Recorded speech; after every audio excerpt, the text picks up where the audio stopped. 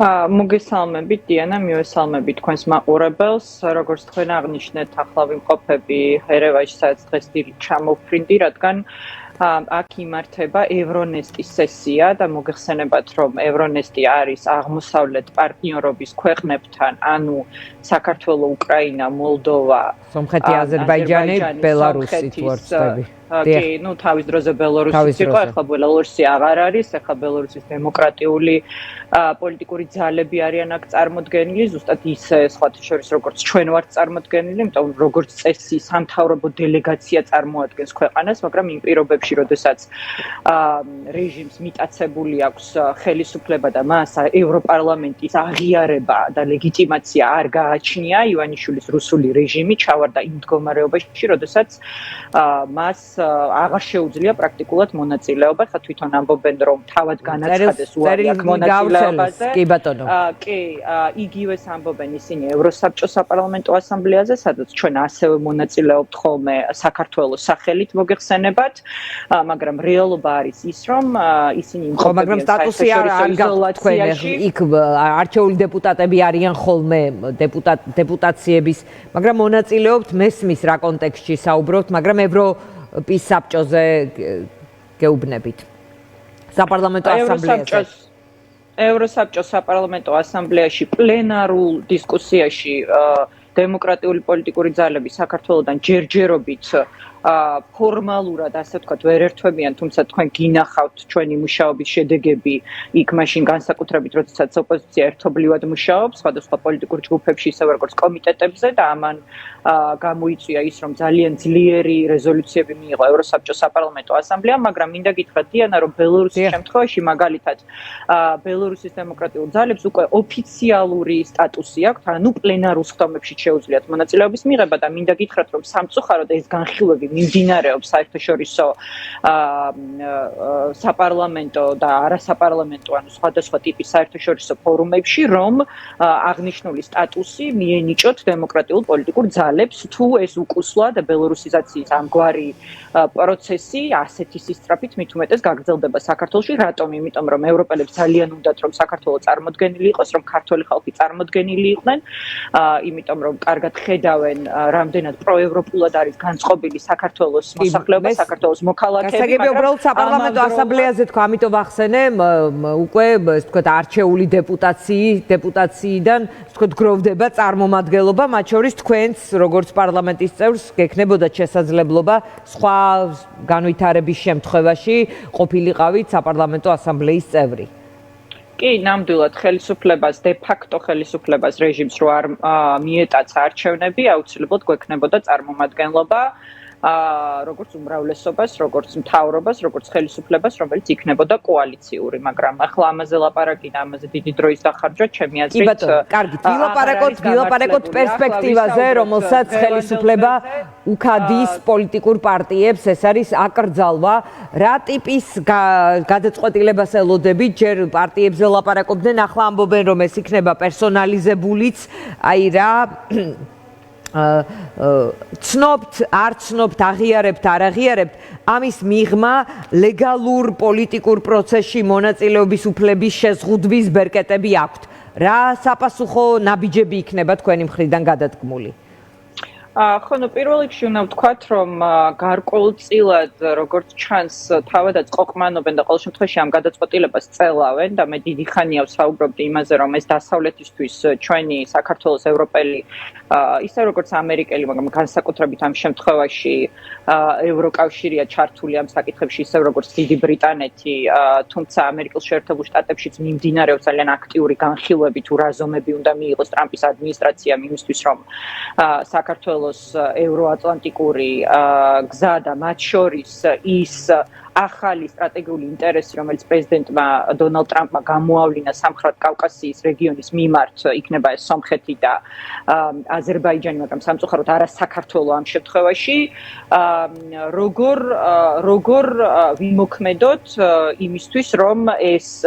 ეს მოცემულობა მაქსიმალურად გამოვიყენოთ. ეს ბუნებრივია, რა თქმა უნდა,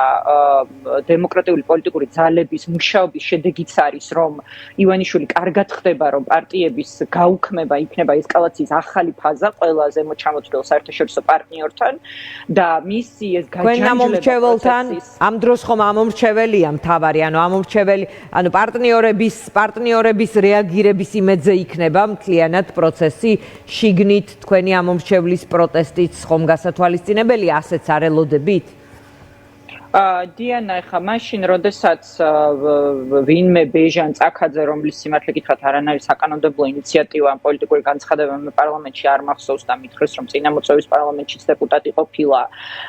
ან თენგიზ შარმანაშვილის განცხადებები, ერთი რომ ამბობს, რომ სარჩელის შესალამაზებელი ყოფილა და მეორე უფრო ტექნიკურ ფრაზას, ანუ დაზუსტებას იყენებს. ეხლა თქვენც ხო კარგად გესმით, დიანა, რომ როდესაც ამდენი თვის განმავლობაში ეს არალეგიტიმური ხელისუფლება საუბრობდა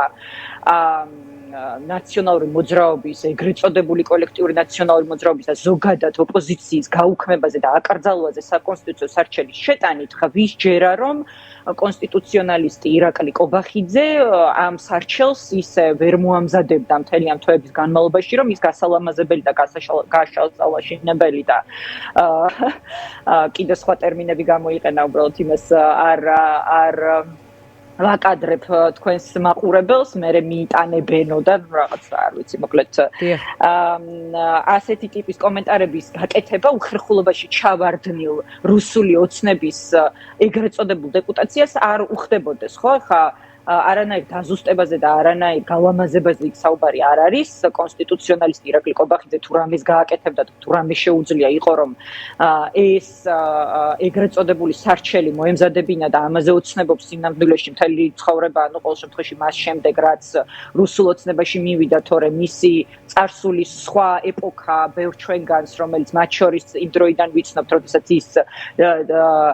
deep state-ის აგენტი იყო თავად, რა თქმა უნდა, ვხუმრობ, ანუ ერთ-ერთი მნიშვნელოვანი საერთაშორისო არასამთავრობო ორგანიზაციისთვის მუშაობდა, რაც რუსულ ოცნებაში მივიდა, დარწმუნებული ვარ, რომ ის ოცნებობს იმაზე, რომ აკრძალოს ერთიანი ნაციონალური მოძრაობა, აკრძალოს ოპოზიცია, აკრძალოს ზოგადად განსხვავებული აზრი. ამიტომ ეხლა, რა თქმა უნდა, არავის ჯერა იმ ზღაპრების, რომელსაც დღეს ეს სხვადასხვა უსახელო ეგრეთ წოდებული დეპუტატები ყვებოდნენ, რომ რაღაცა ამ სარჩელში გასალამაზებელი თუ დასაზუსტებელია. ხო, სინამდვილეში ივანიშვილი აკეთებს ზუსტად იმას, რაზეც ჩვენ საუბრობდით დიდი ხანი და ეს არის ის ერთადერთი რამ, რაც მას შეუძლია, ეს არის ვაჭრობა, ისე ვაჭრობს, ის მთელი ამ 13 წლის განმავლობაში მუდმივად ვაჭრობდა და სხვათა შორის ჩემ სამწუხაროდ უნდა ვთქვა, რომ ოპოზიციას რას ევაჭრება ახლა? საკმაოდ წარმატებით ვაჭრობდა ხოლმე დასავლეთთან, გვახსოვს იგივე ეგრეთ წოდებული შარლ-მიშელის პროცესი და ბევრი სხვადასხვა მომენტი, როდესაც ივანიშვილი ვაჭრობდა მათ შორის ადამიანების თავისუფლებით და დღეს აქ ბელორუსის როგორც მოგახსენეთ დემოკრატიული ძალები იყვნენ წარმოდგენილი, მათ შორის სხვათა შორის ლიკვიდირებული, ანუ გაუქმებული პარტიების წევრები, ლიდერები და წარმომადგენლები. მაგრამ თინა, თქვენ ხომ არ გინდათ რომ გაუქმებული პარტიის სახელით ევრონესტის ღონისძიებებზე ან სხვა ღონისძიებებზე იაროთ, თქვენ გინდათ აქ ქვეყანაში პოლიტიკური პროცესის მონაწილე იყოთ და აქტორი და აქ რა პერსპექტივას ტოვებს ქართული ოცნება ამისთვის? ლუკაშენკოს ვახსენებ მხოლოდ იმიტომ, რომ ლუკაშენკოს მხრიდან პოლიტიკური პატიმრების ბოლოდროინდელმა გათავისუფლებამ ჩემი აზრით ერთგვარი ინსპირაცია და შთაგონება მისცა ივანიშვილს და დღეს გონიამ, რომ რაც მეტ ადამიანს დაიჭერს, მით უფრო მეტი სავაჭრო მონეტა ექნება, მეტ სავაჭრო მონეტას ჩაიჩხრიალებს ჯიბეში, რომელიც შემდეგ უნდა გადმოატრიალოს და დაულაგოს ევროპელებს თუ ამერიკელებს თუ მათ რაღაც კომბინაციას თუ ბრიტანელებს მათ შორის ამ მოლაპარაკებებზე და სინამდვილეში ის რომ აჯანჯლებს ამ პროცესს, ეს დასტურია ერთი რამის, დიანა, აი ეს მინდა ვთქვა და ეს არის მთავარი. ეს დასტურია იმის, რომ ივანიშვილს სინამდვილეში ძალიან ეშინია ბრიტანული სანქციების და ის რომ ბოლო ბრიტანული სანქცია ვასაძეს და ფარცხალაძეს შეეხო ეს არანაირად არ ნიშნავს იმას რომ შემდგომი იტერაცია ანუ შემდგომი ტალღა ამ სანქციების არ შეეხება თავად ბიძინა ივანიშვილს ან მის კიდევ უფრო უახლოეს გარემოცას ვიდრე ფარცხალაძე ოდესმე იყო და ვიცით რომ ერთ დროს მისი ერთ-ერთი საკვანძო ფიგურა იყო და ეს ივანიშვილმა ძალიან კარგად იცის რომ ეს ბრიტანული სანქციები პირადად ვის აქტივებს ბრიტანეთში და ბრიტანეთის ოფშორულ ტერიტორიებში უახლოვდება ისე როგორც რუხაძეს და სხვებს რაც არ უნდა მათ თქვან რომ არ ეშინიათ ძალიანაც ეშინიათ მათ ასევე ეშინიათ იმის რომ ამერიკის შეერთებულ შტატებთან ვერ დაალაგეს ურთიერთობა ახალ ადმინისტრაციასთან და პრეზიდენტ დონალდ ტრამპთან და აქაც რაოდენ სამთავრობო პროპაგანდამ არ უნდა აწარმოოს რაღაც აქაც ყალბი ასე ვთქვათ ნარატივი რომ აი მეგობარი აქტი გაიჭედა ამიტომ არაფერი არ მოხდება არ დაასანქცირებენ ივანიშვილს ასე შემდეგ ესეც ძალიან კარგად იცის ივანიშვილმა რომ ესეც დროის ამბავია დიანა ეს არის ივანიშვილის გარე სამყაროსთან ურთიერთობა თქვენი ქვეყნის შიგნით პოლიტიკაში ყოფნის შესაძლებლობაზე ვილაპარაკოთ ამასაც ვიპასუხებ და ბოლო ეს არის ევროკავშირის მხრიდან ტარგეტირებული ანუ მიზნობრივი ჯგუფების მიმართ უვიზო მიმოსვლის შეზღუდვა და აქაც ამაზე არ შემიძლია არ ვისაუბრო, იმიტომ რომ პირადად ჩემ წვლილსაც ვხედავ და ჩვენი პარტიის და ჩვენი პარტიის საგარეო გუნდის, რომლებმაც ამაზე ძალიან აქტიურად დავიწყეთ მუშაობა, რომ ჩვენ ევროპელ პარტნიორებთან და ამისთვის ვიყავით ბრიუსელში, ბერლიში, ვარშავაში, ვილნიუსში და უამრავ ადამიანს შევხვდით, მათ შორის ზემოჩამოთვლილი ქვეყნების საგარეო მინისტრებს და რიგ შემთხვევაში უმაღლეს წარმომადგენლებს ამ სამინისტროებში, რატომ? იმიტომ რომ ყველაფერი გავაკეთეთ იმისთვის რომ რეფოკუსირება, ანუ სხვა რამეზე, ანუ იმაზე მომხდარიყო ფოკუსირება, რომ ყველა კი არ დასანქცირებულიყო და დასჯილიყო ივანიშვილის რეჟიმის გამო. ანუ თქვენ თავისუფლებისთვის მებრძოლ ადამიანებს, ბავშვებს, რომლებსაც ან სასწავლებლად ან სამკურნალოდ ჭირდებათ ევროკავშირის წევრ ქვეყნებში წასვლა, მათ კი არ დაიკარგათ უვირძო მიმოსვლა, არამედ რეჟიმს, ივანიშვილს, მის პროპაგანდისტებს, მოძალადეებს, თრუმოწმეებს, ეგრეთ წოდებულ მოსამართლეებს, პროპაგანდისტებს და ასე შემდეგ. ანუ ამისაც ეშინია, რატომ დიანა? იმიტომ რომ იცის რომ აი სწორედ ეს სამიზნე ჯგუფები, რაც მე ჩამოთვალე, მათ რომ დაკარგონ იმის ფუფუნება და პრივილეგია, რომ ევროკავშირის წევრ ქვეყნებში ისე ირნონ, იშოფინგონ, ბინები იყიდონ და ხალხის ჯიბიდან ამოღებული ფული უკონტროლოდ დახარჯონ. ძალიან კარგად იცის ივანიშვილმა, რომ ძალიან მალე ჩამოენგრევა სისტემა. ამიტომ ეს ძალიან მნიშვნელოვანია. თუმცა რა თქმა უნდა აბსოლუტურად ვიზიარებ თქვენი კითხვების სულისკვეთებას იმასთან დაკავშირებით რომ მარტო დასავლეთის თუნდაც ბრიტანეთის თუნდაც ევროკავშირის და ამერიკის იმედად ვერ ვიქნებით და არ ვიქნებით და არ უნდა ვიყოთ იმიტომ რომ ყოველად წარმოუდგენელია ამ ადამიანებმა ჩვენი გასაკეთებელი გააკეთონ უბრალოდ სწორედ ისე როგორც უკრაინას აწოდის იარაღს დასავლეთი იმისთვის რომ დაამარცხოს პუტინი ასე ჩვენ გვჭირდება მათი ამ შემთხვევაში იარაღი არის ინსტრუმენტები წნეხის ინსტრუმენტები როგორც არის სანქციები უვიზო მიმოსვლის ანუ სავიზო შეზღუდვების როგორც ფინანსური სანქციები ასე შემდეგ თქვენ ელოდებით ამ წნეხის გაძლიერებას ივანიშვილზე ივანიშვილი აძლიერებს წნეხს ქვეყნის შიგნით პროტესტის მონაწილეებზე პოლიტიკურ ოპოზიციაზე პოლიტიკურ ოპონენტებზე ანუ ამ მოლოდინის საპასუხოდ ჩვენ ვიღებთ კიდევ უფრო გაძლიერებულ წნეხს. ახლა ფოკუსში არიან პარტიები პირდაპირ აკრძალვის პერსპექტივით. რა ალტერნატიული არ ვიცი გეგმა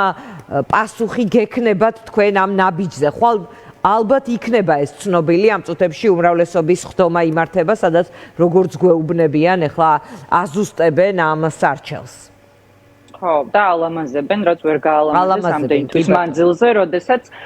გვემუქრებოდა ძნელი ალბათ ამის გალამაზება არ ვიცი როგორ მოხდება მაგრამ თქვენ რა პასუხი გექნება ვერ მოხდება სინამდვილეში ვერანაირად ვერ მოხდება რა საიდანაც არ უნდა გამოაბას კუნწი ამ ამბავს ივანიშვილმა ეს არის დიქტატურის გაფორმება ქვეყანაში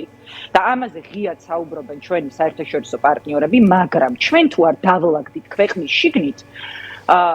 ვერ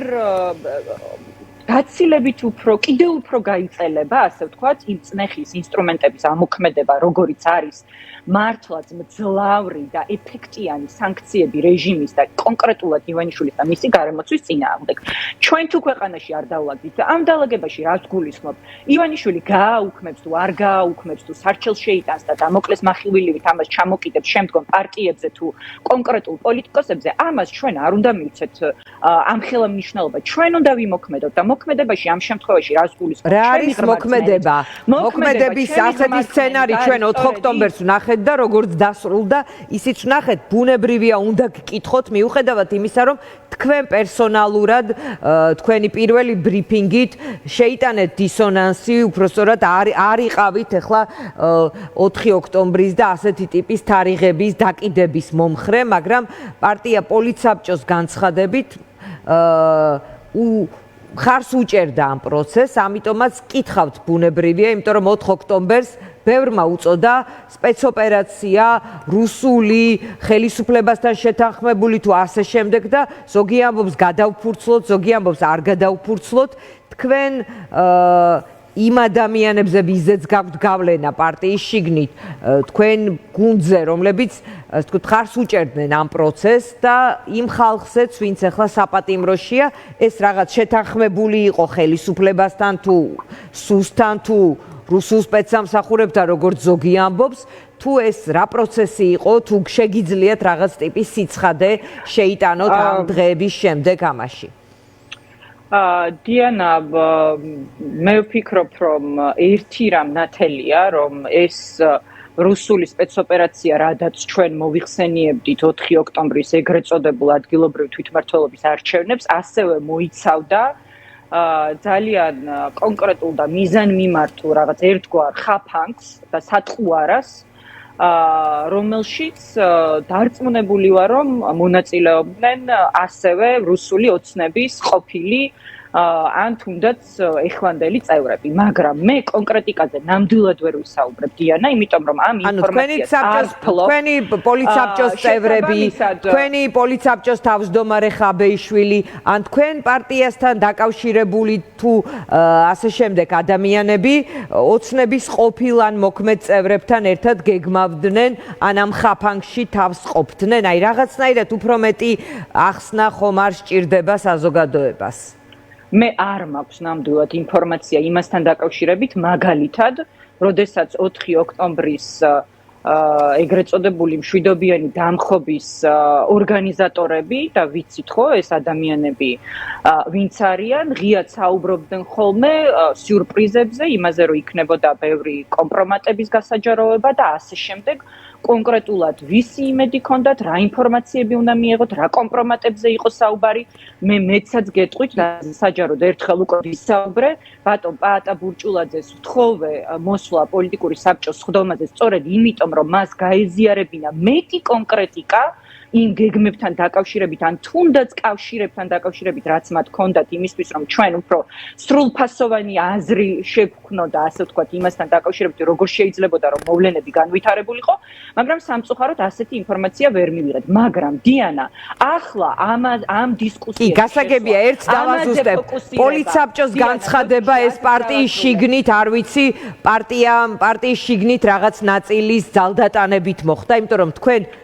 ვიმეორებ, რომ პირველივე განცხადებით გაემიჯნეთ ამგვარ თარიღების დაკიდებას, მაგრამ შემდეგ პარტიის პოლიცსაბჭოს განცხადებით თითქოს რაღაც მიედევნა პროცესს ნაციონალური მოძრაობა თუ ეს თქვათ რაღაცნაირად იძულებული გახდა თუ არ ვიცი თქვენი ნებით თუ უნებლიეთ თუ თქვენი ნების წინააღმდეგ, ანუ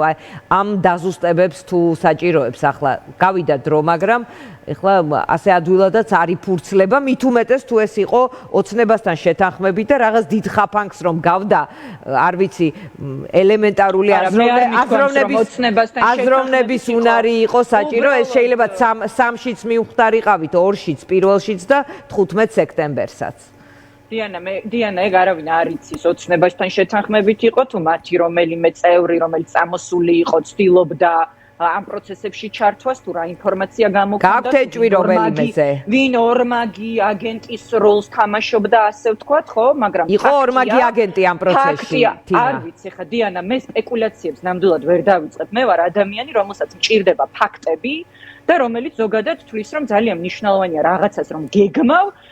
ეს გეგმა ააწყო ფაქტებზე შენი კომპეტენციის და იმ კავშირების ფარგლებში რომელსაც შენ ამყარებ ადამიანებთან, რომლებთაც ენდობი. მე ასე ვმუშაობ. აი მაგალითად მე ვერ გეტყვით ვერანაირად რომ 4 დეკემბერს მშვიდობიანად დავამხობ ბიძინა ივანიშვილს, მაგრამ დანამდვილებით გეტყვით, რომ სანამ ოპოზიცია არ გაერთიანდება, არ დაასრულებს ერთმანეთისკენ თითის გაშვერას, თუნდაც 4 ოქტომბრის ორგანიზატორებს კი არ დაადანაშაულებს, დაინახავს დადებიც მათ ძალისხმევაში. კი, შეიძლება რაღაც ვერ გათვალეს ამ ადამიანებმა, მაგრამ ყოველ შემთხვევაში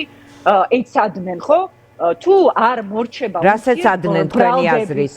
ეცადნენ ადამიანების მობილიზაციას, ახლა თუნდაც ეს დისკუსიაც ჩემი აზრით არ ემსახურება საუკეთესო ინტერესს იმ დიდი პოლიტიკური ოპოზიციური გაერთიანების, რომელიც აუცილებლად უნდა შედგეს. ასევე არ მიმაჩნია სწორად, რომ ყველაზე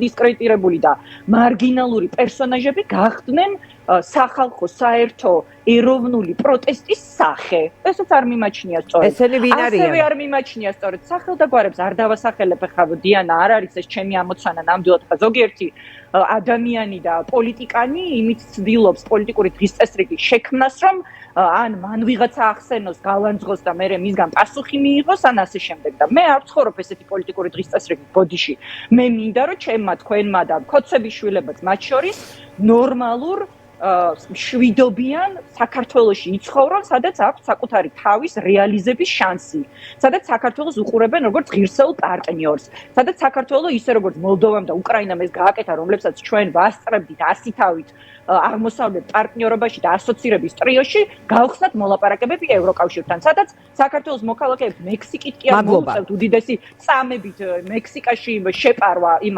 ამერიკაში უკაცრავად. არამედ გვექნება უვიზო მიმოსვლა ამერიკის შეერთებულ შტატებთან და ასე შემდეგ და ასე შემდეგ. და ამიტომ ერთადერთი გამოსავალი არის არა ივანიშვილის დღესწესრიგი ცვლა, ან იმ პოლიტიკანებით, რომლებსაც მუდმივად აქვთ იმის დღესწესრიგი, რომ დისონანსი შემოიტანონ ოპოზიციურ დემოკრატიულ ველზე, არამედ ის ადამიანები, რომლებიც ერთმანეთთან ხედავთ საერთო შეხების წერტილებს და რომლებიცთვისაც კი ბატონო, თინა, კარგი, დაველოდოთ ხვალ რასია წარმოგვიდგება და შემდეგ ვილაპარაკოთ პოსტფაქტუმ. რა თქმა უნდა, დაველოდოთ ამ სიას, მაგრამ კიდევ ერთხელ ვიმეორებ, ჩემი აზრით ეს სია თავისთავად მნიშვნელოვანი არ არის. მე მაგალითად საერთოდ არ მაინტერესებს ივანიშვილი ამკრძალოს თუ არ ამკრძალოს და რას გამიკეთებს. ანუ სუნთქვის საშუალებას წამართმევს თუ დაჭერით დამემუქრება თუ არ გაუკეთებია. დიდი მადლობა. შვილების უსაფრთხოებით დამემუქრება ისევ კიდევ ერთხელ, ხო? ამიტომ უნდა გავერთიანდეთ ადამიანები, ვისაც ერთი და იგივე ფასეულობები და პრინციპები გვაქვს თანამშრომლობის და ეს მაშინ გარწმუნებთ, რომ მათ შორის დასავლეთის მხარდაჭერაც იქნება და რაც ყველაზე მნიშვნელოვანია, ქართველი ხალხის იმგვარი მხარდაჭერა და მობილიზაცია იქნება, რომ მართლა შევძლებთ ივანიშვილის რეჟიმის დიდი მადლობა.